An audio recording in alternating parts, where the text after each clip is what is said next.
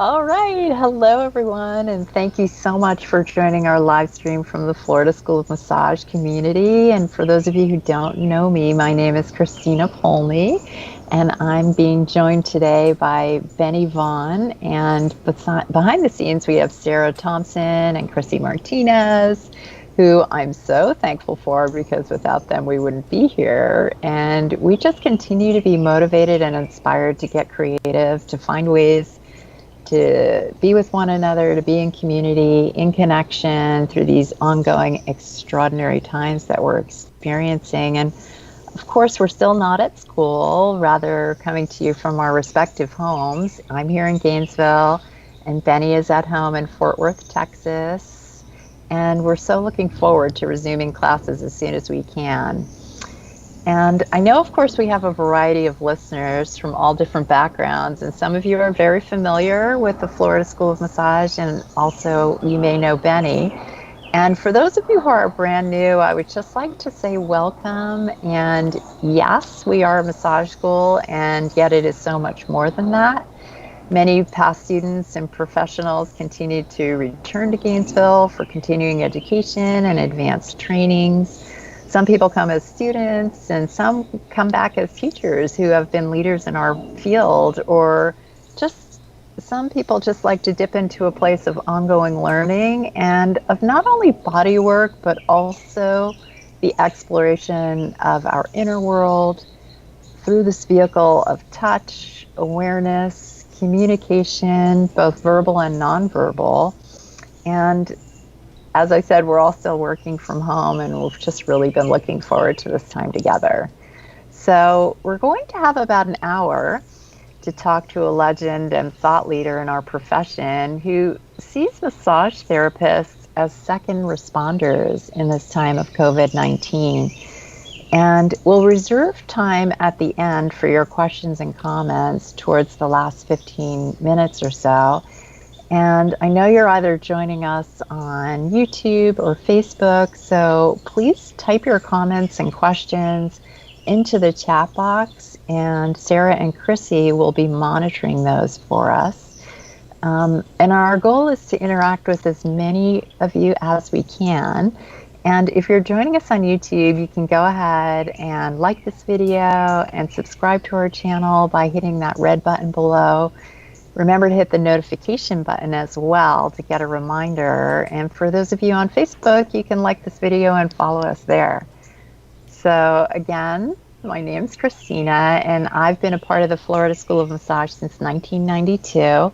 And I couldn't be more excited to be joined by Benny Vaughn, one of Massage Magazine's 50 most influential professionals of hands-on soft tissue therapy in the world over the last 100 years.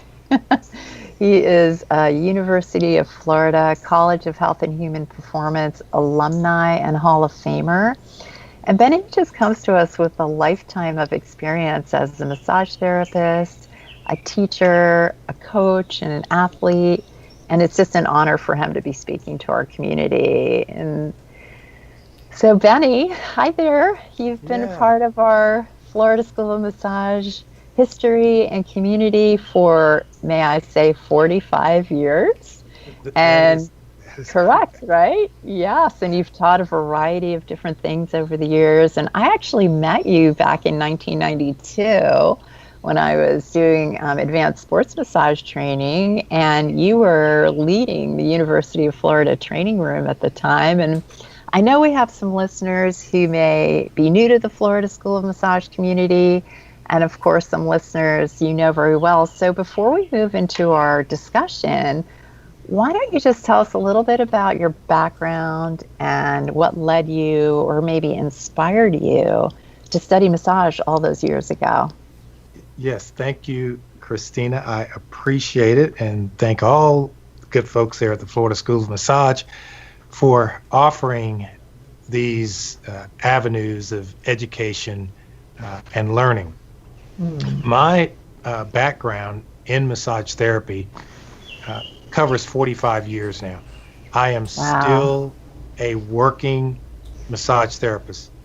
I myself will go back to my massage practice on this Monday June 1st to begin seeing Mm, clients again after a 10-week COVID-19 pandemic induced closure.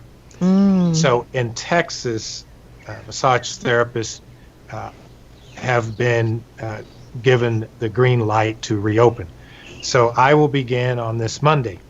And I, like thousands of other massage therapists who have chosen to continue seeing our clients, I've taken all the measures that have been recommended by the CDC and other healthcare professionals and people who I have consulted with directly who are in the medical field to ensure that I'm doing everything that I can. So, uh, and we'll talk more about that later, but my background is I attended the University of Florida.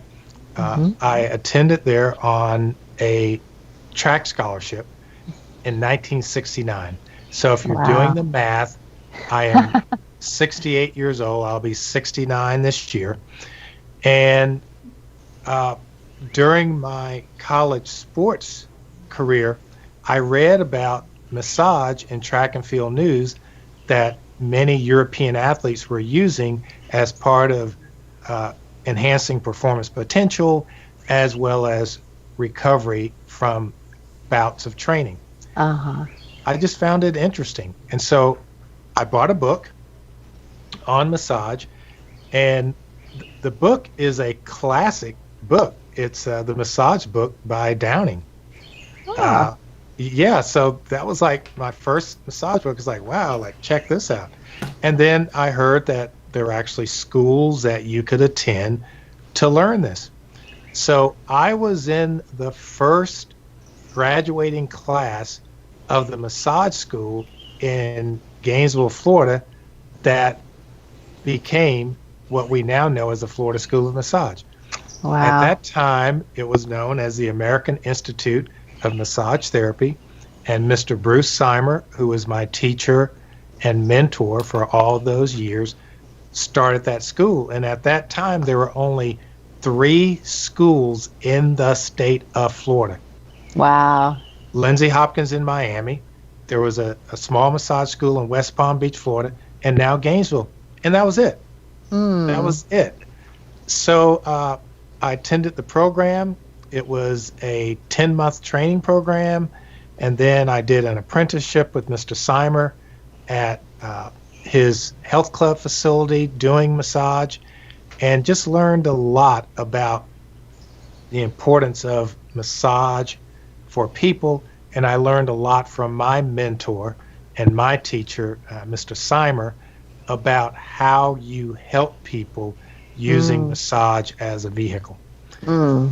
Mhm. And 45 years later, I am still doing massage. And in between all of that, I have been the senior massage therapist for 4 U.S. Olympic track and field teams. I was the manager for athlete medical services for Mhm. the 96 Olympics in Atlanta. And at games time, I was the medical liaison at Olympic Stadium, coordinating all of the medical care for the various medical delegations from around the world. Wow. That's a Which lot I of thought, yeah, experience. Yeah. which I thought was pretty cool that a massage therapist was getting to do that. Of course, I have college degrees and so forth, but the fact that my primary focus is massage therapy, I thought that was pretty cool that a massage therapist was getting to help dictate the medical services for Absolutely. athletes. So, Yes. yeah, That's so that's it that's in a so nutshell. fantastic. Yeah, and the rest is history, as they say, That's right. right? Exactly. So Benny, as a young man, I know that you saw the value in massage therapy and you spent many years in your career with your experience as an athlete, innovating and creating different techniques and protocols, and of course, teaching and coaching. So 45 years later, here you are still in practice and still seeing clients. And could you talk about why, in your opinion, in 2020, all these years later that you see massage therapy as still such a valuable and important profession. Yes, and I do indeed, and that's why I do it. So the big part of the engine that drives me Hmm. has two parts. One is I love what I do, and that's important for all of us with whatever it is that you choose to do, whether it's being an accountant, whether it's being a race car driver, whether it's being a swim coach, whether it's being a doctor or an attorney, or whether it's raising a family. Yeah. Whatever it is you decide to do, you must love it. So you ask Yes. yourself the question, what would I love? Mm. So I love massage. I love the interaction with people when I do massage. Hmm.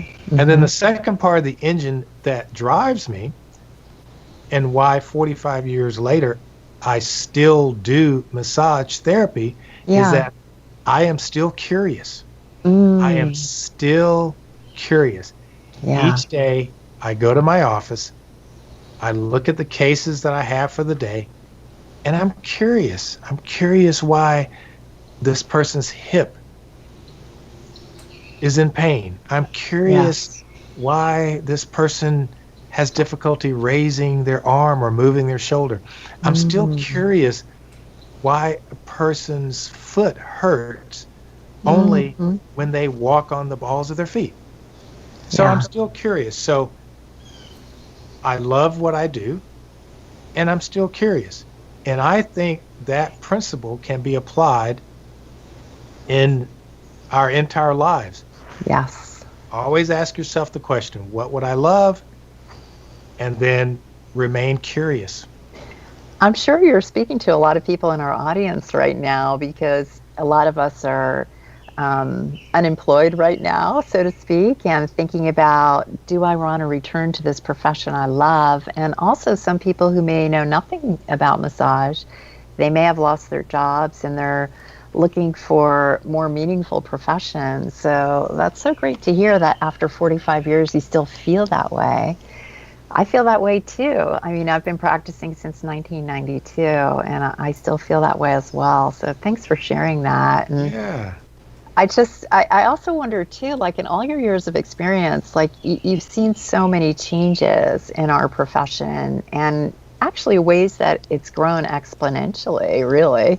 Oh, And I know you've had to adapt over the years to all these changes. So I'm just wondering, like for our listeners, before we dive into our topic, if you could just talk about like some of the examples, how you've seen the profession change over the years, and um, you know what you value and the professionalism that has stayed with you over the years since the beginning. Because I know when I met you back in 1992, that's one of the things that impressed me the most was the level of professionalism in the training room at UF. I was so inspired and kind of in awe and a little like starstruck at the same time. So anyway, go ahead.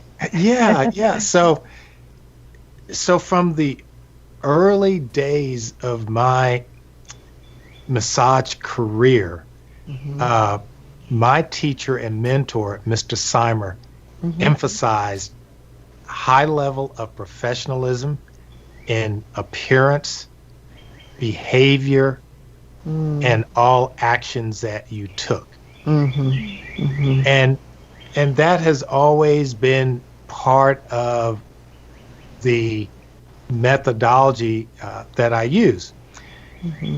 When I got involved in massage therapy, and I was in massage therapy school in 1974, Hmm. and there were a lot of things happening in the 70s in this country. It was a Yeah. wonderful time of growth and expansion in this country.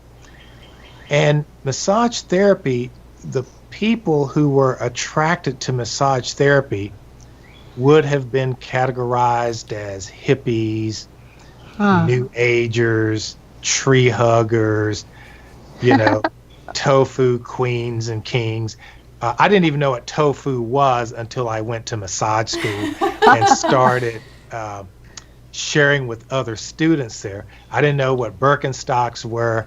I didn't know what yoga was. I didn't know any of this until I went to massage therapy school in 1974, because the people that were attracted to using their hands and doing massage were people who were interested in looking for new ways to wellness and health and care and compassion and hope, because our whole country was going through this change of, who are we, what do we value, and who do we value? Yeah. So massage therapy was reflecting that.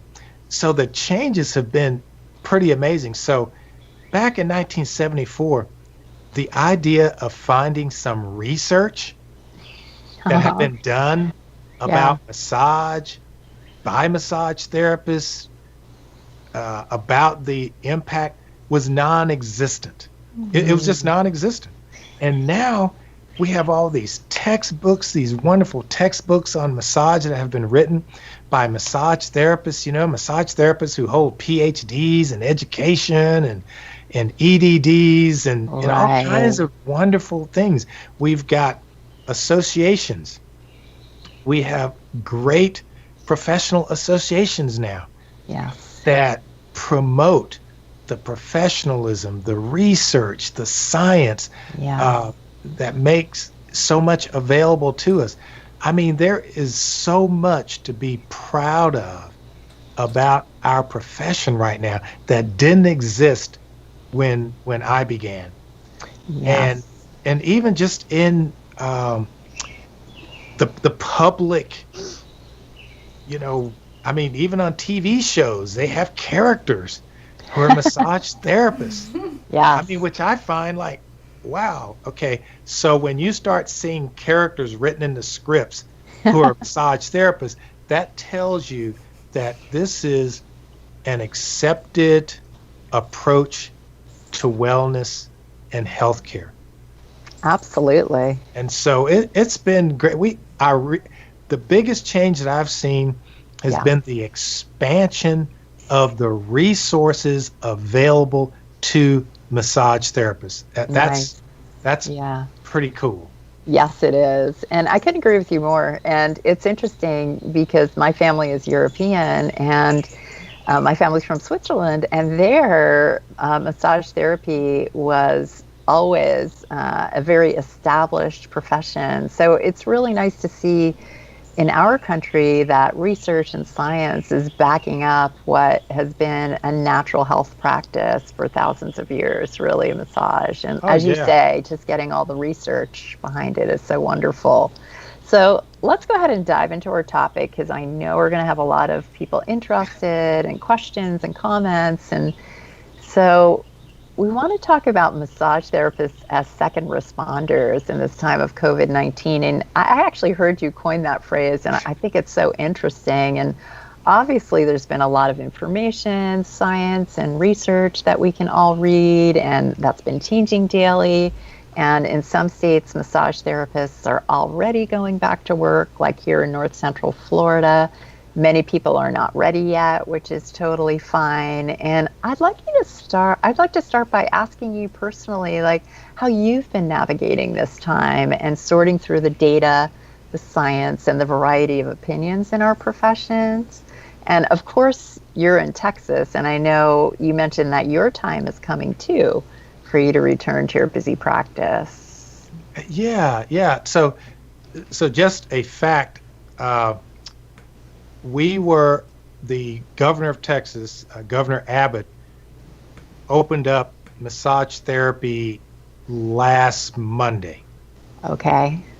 I chose to wait an additional 2 weeks to ensure that I had my protocols in place, that I had been able to rehearse the protocols in my mind, and then to walk the protocols physically in my facility so that I would be comfortable with it and I would be able to explain it to my clients seamlessly. Some of my other colleagues started last Monday, and things have just been going great. So the first thing is that the only reason that any of my colleagues and myself are beginning when we are is so that we're not breaking any law. Mm-hmm. So I am beginning to see clients again, not based on what the governor has said legally can or cannot happen, but what my understanding of the science and my own life experiences say what can happen. Mm. So what I would like to do is to give full disclosure and transparency about my opinions that I will be giving here, because I think it is essential that anyone who is providing an opinion publicly to their colleagues, their peers, or others who they consider to be a leader of, a thought leader, an educator, an author, whatever it is you consider yourself, it's important for the reader, the viewer, the listener to understand the DNA of your opinion. Mm. I like that. The DNA of your opinion is a combination of facts, conditions, and circumstances that are interwoven with your life experiences. Mm. And out of that comes your opinion. And I emphasize your opinion, not fact, not etched in stone, not the only way, but your opinion. And I think it's important that I say that to all of the viewers today and the listeners. These are my opinions, but here's the DNA of my opinion. These are some of my life experiences that are integrated into me shaping the opinions that I will share with you today about massage therapists as second responders in this COVID-19 pandemic, and whether you personally make a choice to do massage again or not do massage or do something else. So number one, I've been doing massage therapy for 45 years. I have done massage therapy through flu epidemics. I have done massage therapy through very, very bad cold seasons. I have done massage through a variety of epidemics that have run through the United States of America. This is not the first pandemic this country has had. And the scientists will tell you, from what I have read, it will not be the last. This is not it. So, 45 years, I've been doing massage under a wide range of conditions. And I've done it safely for myself and my clients. My degree, my college degree, is in health science education from the University of Florida. So there is that part of my science background, and I have a specialist certification from the University of Florida in health promotion and wellness. Then I am an athletic trainer, and we have had to manage to ensure the spread of viruses, foodborne pathogen, fluid-borne pathogens. We have to manage that constantly because we have teams that we work with in close groups. We've had to do it with the Olympic team, and there have been challenges that we've had on Olympic trips where we had, and none of this was publicized, but where we had half of a team get ill at a training camp. And I won't tell you which Olympics it was or what country, but we had to bring people in to track down where this infection began. Uh, So I've been working with this all the time, and then we took steps to ensure the safety of our community, aka our athletes and the team. mm, So I've had that experience. mhm. As a young boy, my father was in the Army, and he was a mess sergeant. And he was responsible for feeding troops. Mm. He served in Korea. He served 2 tours in Vietnam. He served 1 tour in the European theater in Germany.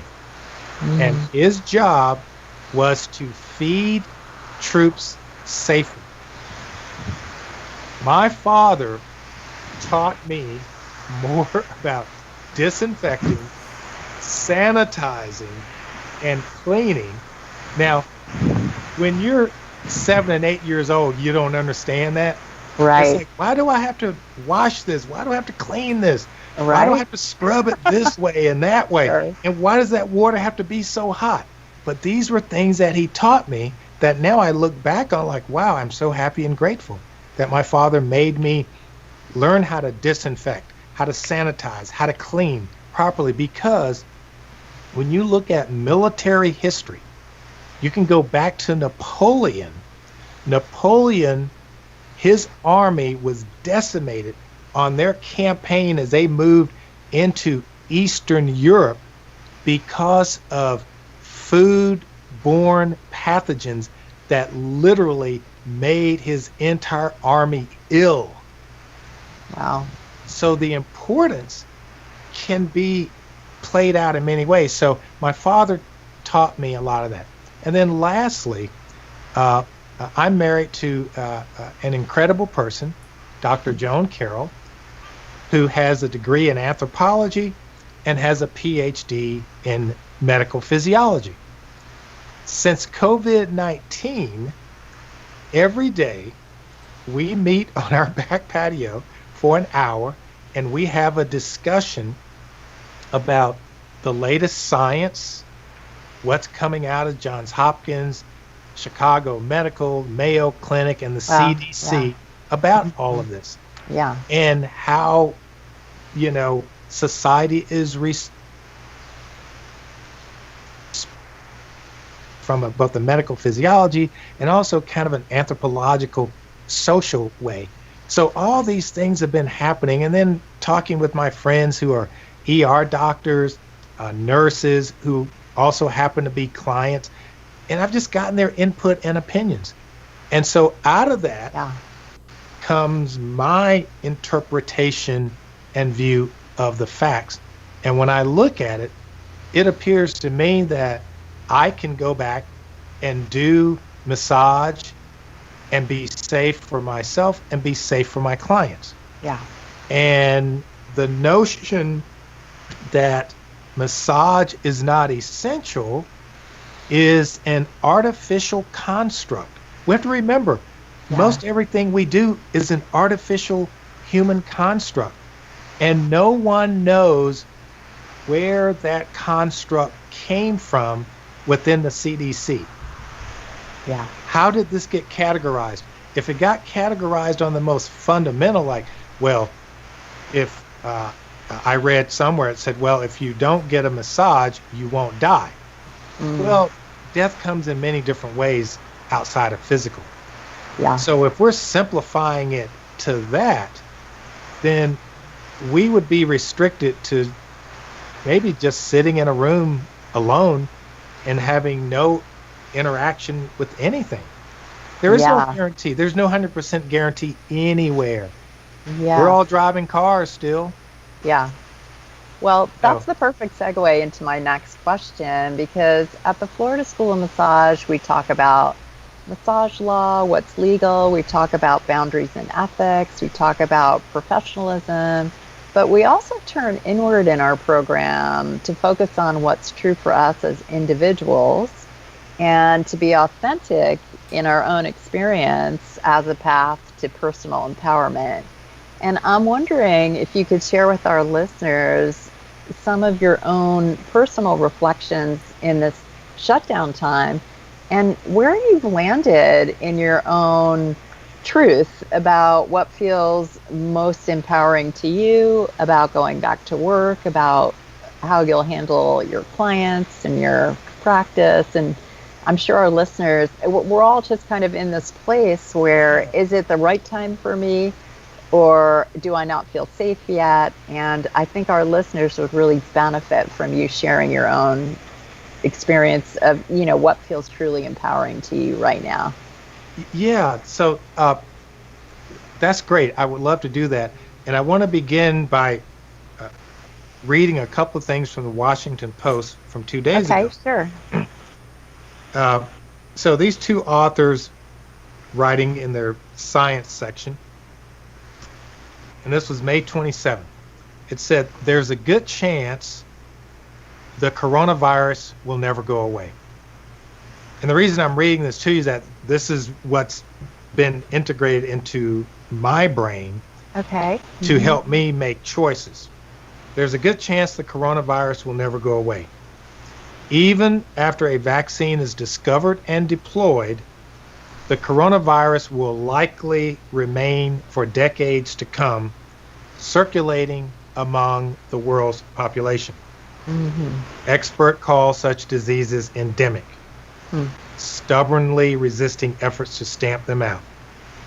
And so we have 3 such endemic diseases that exist now that we do massage in: measles, HIV, and chickenpox.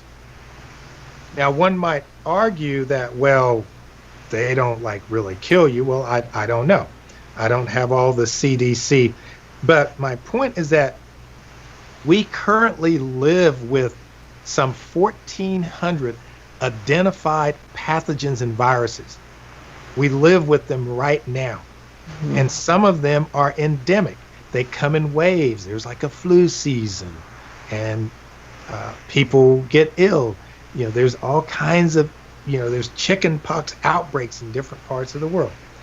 Yeah. So what drives me is that the relief for me was to accept that it will be impossible to eradicate coronavirus.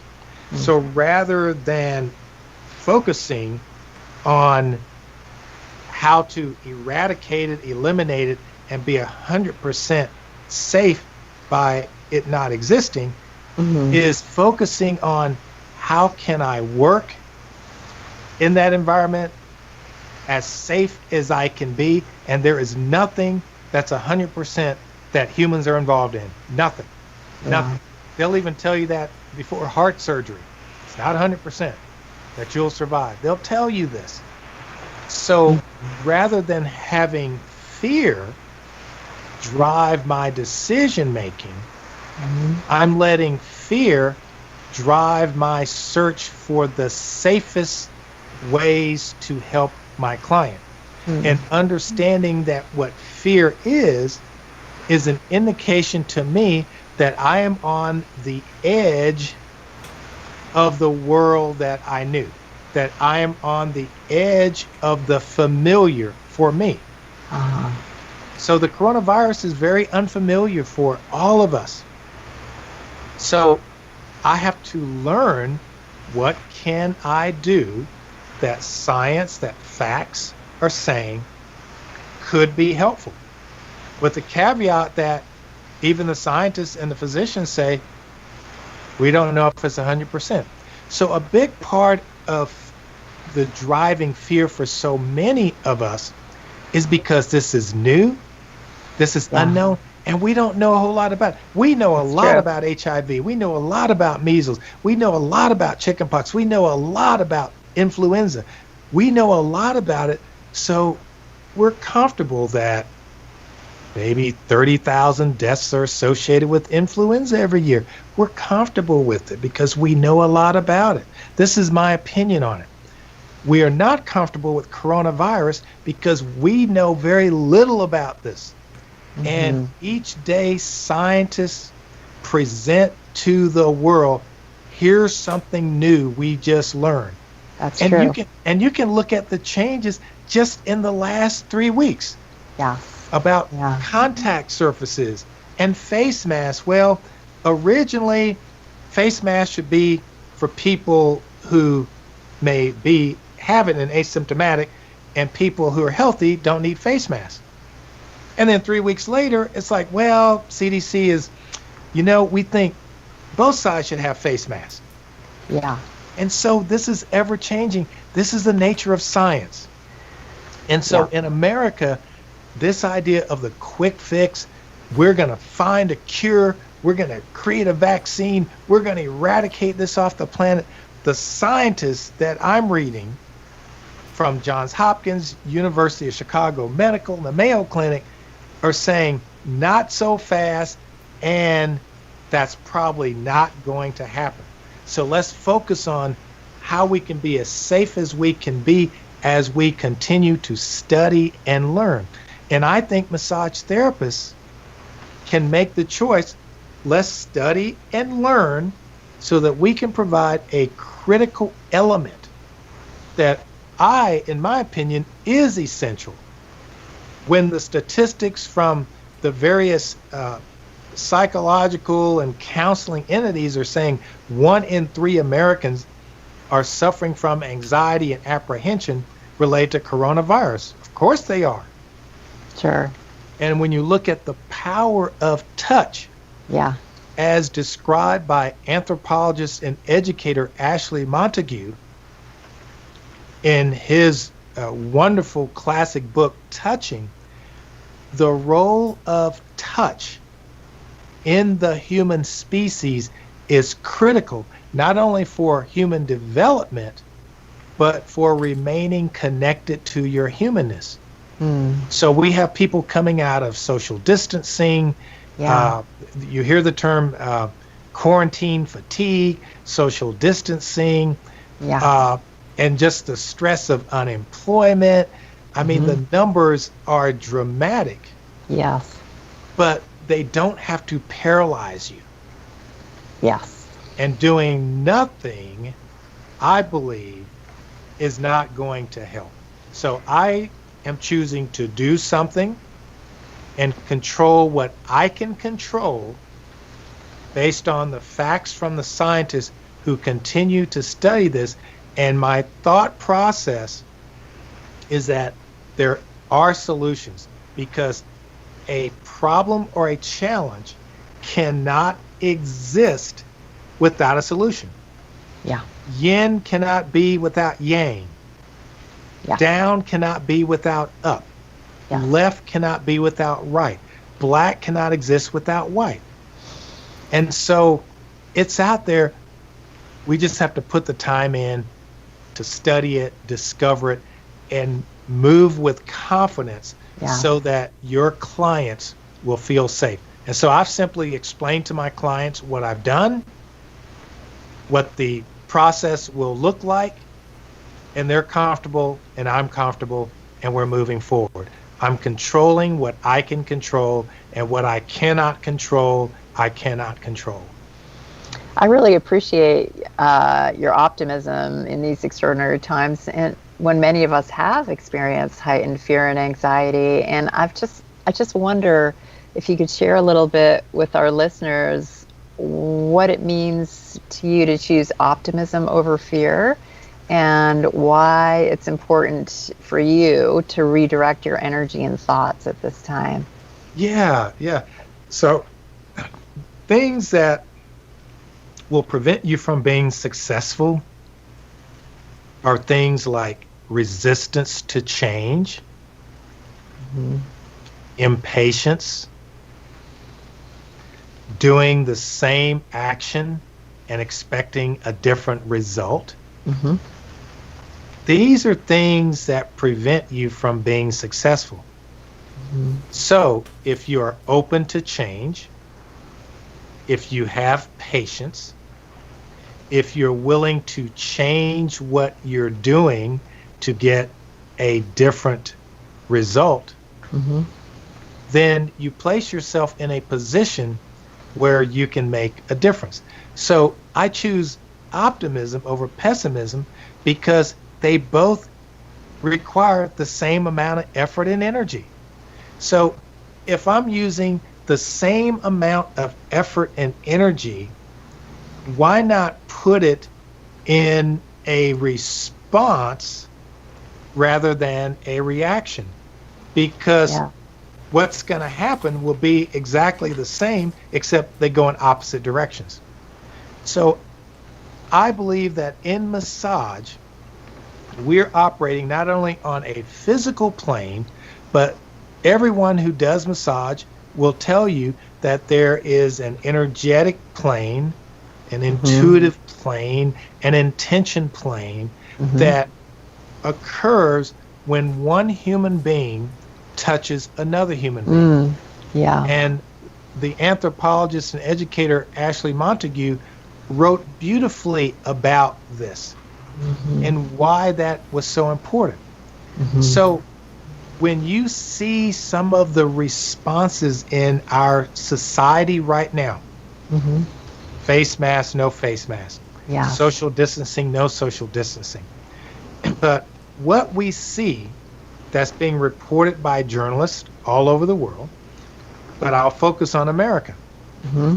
You will see people going to restaurants to eat, not because they're out of food at their homes, not because they can't make a cup of coffee at home, not because they can't get certain types of vitamins and minerals.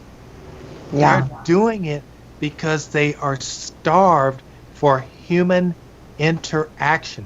They are starved for touch in not just the physical sense, but the energetic sense. Yeah. And John Naisbitt, in his book Megatrends, that was written back in the 80s, talks about that. The author said that as high technology began to increase in America, there would also be an increase in a need for high touch, Hmm. that you had to have more human interaction.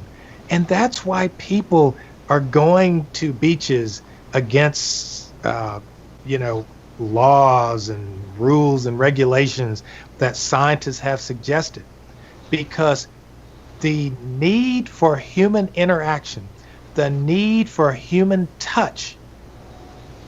human touch is such a powerful, powerful need that people are literally willing to take a chance on possible death to satisfy that. That's how strong that need is. Mm. So, why not massage therapists Yeah. help them satisfy this most basic, primitive human need in a safe environment, following CDC guidelines with someone that knows something about anatomy and physiology? I just think the massage therapist is like the perfect second responder, Yeah. like the perfect second responder to Yeah. provide that experience that people have been isolated from. Yes. They are not going to restaurants because they don't have food at home. They're going there because they want to have some human interaction. I think massage therapists can do it much safer. Thank That's you why I'm again. doing Yeah, I really appreciate your opinion and your experience. And I knew this would happen. The time is flying, of course. And we have about 15 minutes left. And I just want to check in with Sarah and see if we have any questions or comments in the chat that have come in, because I know a lot of people have a lot of questions stirring around inside of themselves. So, Sarah, are you there? I am. Can you hear me? Yes, we can hear you. Great. Hey. Do you have any questions for us? Yeah, so one question that we have, it sounds like it's a lot around the questions around practices to take on when reopening. There's a question from Katharina Schell about what's the best estimate of when you think massage will reopen, and do you think that will require personal protective equipment for massage therapists? So we can That's a start great there. question. Yeah, did you say Katerina? Yes. Katerina? Thank you, Katerina. Well, in Florida, massage therapy is technically open and legal, and therapists have gone back to work. And also, as Benny shared with us 2 weeks ago in Texas, and he's getting ready to go back to work. So, Benny, would you mind sharing with our listeners some of the concrete things that you're doing in your practice for personal protection? Yes. So here's what I've done, and just understand this is what I've done. I've taken the information from the CDC and other sources, and have drawn the conclusion that what we know the most about now is that the coronavirus is transmitted via respiratory droplets that are about 0.125 microns in size. Translation, super, super, super, super, super tiny. Yeah. Okay? So respiratory droplets come from one primary source.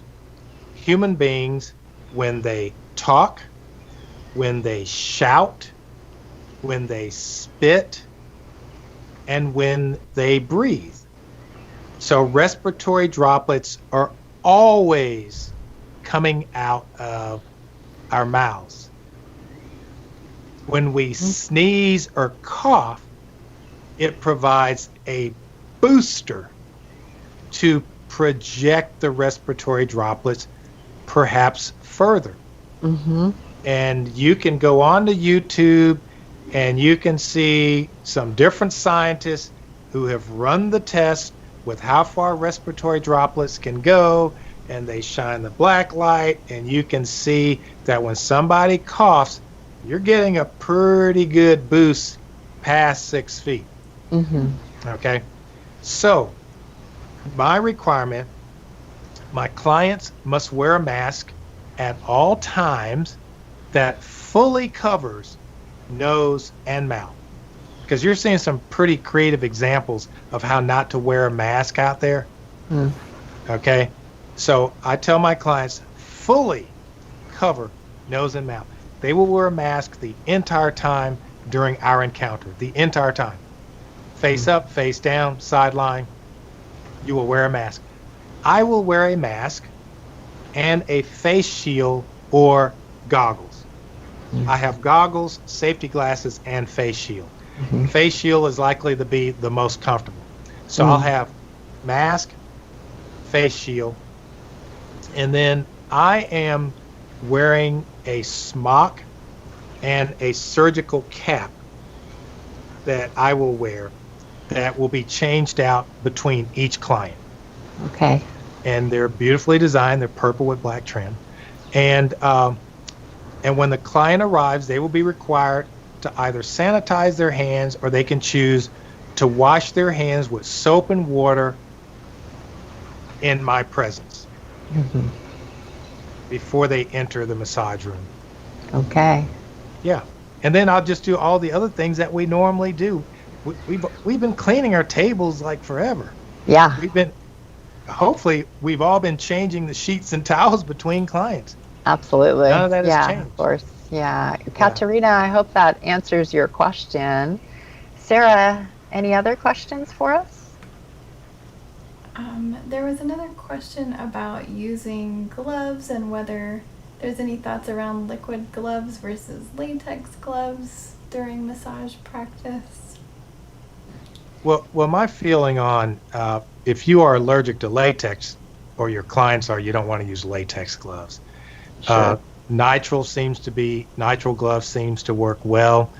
All of the research that myself and my physiologist wife have gleaned through, there does not appear to be transmission via contact unless you rub your nose, rub your face, put your fingers in your mouth, rub your eyes. So coronavirus in some studies have been shown to stay active for 72 hours on a plastic surface. So you can touch that surface, according to the scientists, you can touch that surface and nothing's going to happen until you do this Mm. or this or this. So uh, I'm not, I don't see the need. I don't plan to wear gloves when I'm going skin to skin. Now, sometimes I work on people wearing like a sports outfit, and I have always worn gloves when I do that, just so that the fabric friction on my hands doesn't cause any problems with my hand. So I've been doing that for decades, wearing gloves. If because I work with athletes who are wearing sweatsuits and things, and I'm Sure. doing some compression. So none of that changes, but skin to skin, I'm going skin to skin because that's the most powerful aspect. And there's no evidence that I have seen that simply touching coronavirus will infect you, because our skin is like an incredible barrier. It's like a fantastic barrier, but don't touch your face. Wash your hands. Thank- Do the things that we've been doing as massage therapists. We probably wash our hands more than any other professional out there all the time. I mean, man, we go through more soap and water at our place, and I mean, we've been washing our hands and not Absolutely. touching our faces. Yeah. Anyway, Sarah, what's next? Any other questions? We have Georgiana Johnson asking, Benny, in your opinion, can the droplets travel through the air conditioning ducts? yeah, so that question about uh, viruses traveling through air conditioning ducts. So here's the thing. Everything that I have seen as I cull through material on a daily basis, and my wife, the medical physiologist, she actually does the culling because she sits at her computer looking at different papers and things that are coming through, because she lived Mm. in the world of research for 20 years. So she understands the mechanisms of research and how to decipher material and how statistics can be manipulated and moved to create certain outcomes. Mhm. So everything that we have seen indicates that respiratory droplets, because of their size, are light enough where they can sort of hang in the air just like air. Mm. Mhm. And so if we understand that the intake vents of our air conditioning systems will pull that air in, anything that's in the air, pollen, dust, dander, goes with it. And so our understanding is that respiratory droplets can move with that. So the studies and the information that I have looked at encourages a HEPA filter can be helpful, because literally the respiratory droplet that the coronavirus is hitching a ride on literally gets stuck. I mean, unless it's moving in an incredibly straight laser line and missing all the fibers of the HEPA filter. And the probability of that is incredibly low, according to one mathematician. But it could happen. But the backdrop to that, and I did a lot of reading on UVC light. So ultraviolet light will kill coronavirus. So you can buy air filtration systems that have UVC. So there's different levels of ultraviolet light. UVC is what we want. That tends to be a little safer around humans, but it's not something you want to lie around in. And so you have these HEPA filters that have the UVC light in them. So as it goes through the HEPA filter, it's exposed to the light, and it gives you a better chance. Again, everyone will tell you it's not 100%, but you know Sure. what? I'll take 99.97% any day, Mm. because there's nothing that humans have made, in my opinion, on the planet that's 100%, Mhm. because we're human and we're still learning. Yeah. I hope that answers your. Go ahead. Are you finished Yeah. your thought? Yeah, I was just going to say we're still learning. So let's just keep supporting the scientists as we learn more and more about coronavirus. This is not a quick fix. This is not a we will eradicate it by the end of the year. This Hmm. is something that we may have to live with. So I'm focusing my attention in a positive way on how can I massage with this? Yes. That's what I'm looking at. I hope that answers your question, Geraldine. Sarah, any more questions for us? I think that about wraps it up. I wanted to share Mary Beth Reinheimer saying, "You've been Eve inspired and taught me since 1978 and continuing to Wow, learn." And I think that really touches on what we're talking about, which is continuing to learn. that's Hey, Mary great. Beth. And Benny, I have a question for you. So, believe it or not, in this crazy time of COVID-19, we actually had to graduate a class that had just a few weeks left, and we were able to do that online.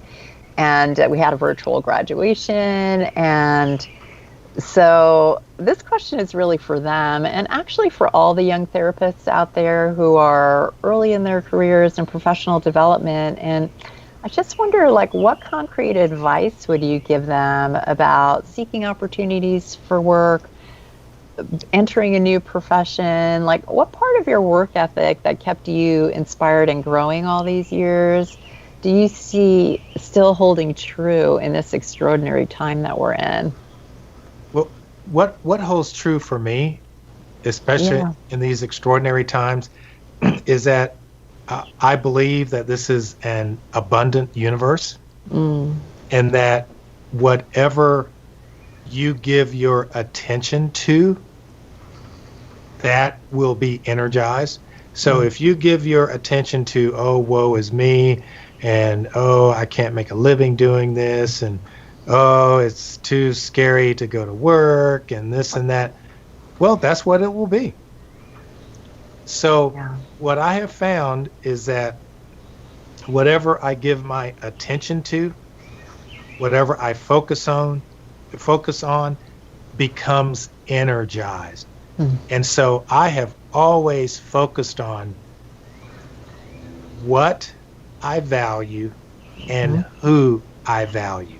mm, mhm, Because, and Mary Beth will know this, and others who've known me, I've been poor more than once as a massage therapist. mm, Okay. I've been broke more than once as a massage therapist. And so I have also been very successful more than once, because the reason I am successful is that I have always taken those failures not as failure, but feedback to help me learn and redesign and rethink the way I go about doing what I'm doing. So I'll close with this. We in massage therapy are so fortunate mm. right now because 1 in 5 Americans, according to statistics released yesterday by the Labor Department, 1 in 5 Americans have filed for unemployment. We are in a profession where we can remain employed, Yeah. helping people as second responders in a time that's stressful, apprehensive, and anxiety ridden, helping people remain connected with their humanness.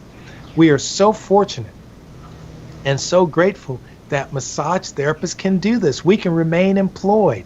We can remain doing what we do as long as we love what we're doing. Mm. You have Thank, to love it. thank you so much, Benny. I really want to thank you for joining us. And for those of you that are listening, if you're interested in Benny's teaching, bodywork, or coaching, you can contact him at benny.vaughn@bennyvaughntherapy.com. And we'll put that in the show notes so you can find that on Facebook or YouTube. And also, if you've enjoyed your time with us today, you can subscribe to our YouTube channel by hitting that subscribe button below. You can also hit the like button and share it with your friends, and click the notification buttons and get a reminder. And you can also follow us and like this video on Facebook And if you'd like to learn more about the school, you can also visit our website at thefloridaschoolofmassage.com. And you can register for our live stream and newsletter. You can contact us there, and we'd be happy to connect with you and share more information and keep you informed about our new class starting, and even set up a live call with you so we can see you at least across the internet. And we'll be doing our next live stream on Thursday, June 4th at 1 p.m. Eastern Standard Time with Sarah Aberscotto and Keith Mulford, two instructors from our school. And we'll be talking about body mechanics and caring for ourselves in the profession and also in daily life. So I really hope you can join us for that topic. And gosh, thanks again, Benny. We could have talked for hours. And thank you, Chrissy and Sarah, for all your behind-the-scenes support, and to all of you for joining us. And it's been such a joy for me to be together as we navigate this time. And thanks for the DNA of your opinion, Benny, and telling us what you're doing very practically. So until next time, stay safe and be good to yourselves and to one another. And bye for now. Thank you. Bye, everyone.